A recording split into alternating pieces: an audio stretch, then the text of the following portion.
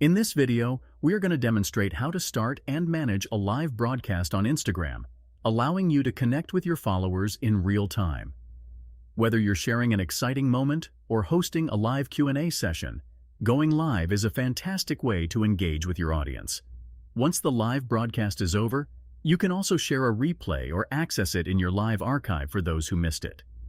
To start a live broadcast, open the Instagram app on your device.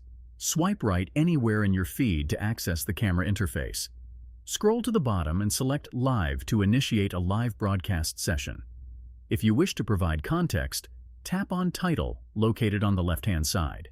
Enter a descriptive title and then hit Add Title. Tap the circular button at the bottom to start your live broadcast. The number of viewers will be displayed at the top of the screen and incoming comments will appear at the bottom. Engage with your viewers by tapping Comment at the bottom of the screen. You can also pin a comment by selecting it and tapping Pin Comment. This will make the comment more prominent for all viewers.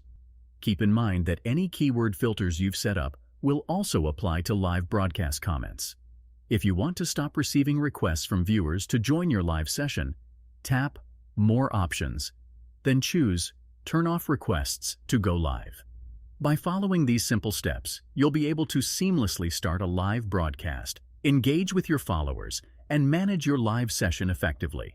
Sharing your experiences and interacting with your audience in real time has never been easier on Instagram. Once your live session is complete, tap Close in the top right corner. Confirm by tapping End Video. You'll then have the option to tap Share to make the live broadcast accessible on your profile.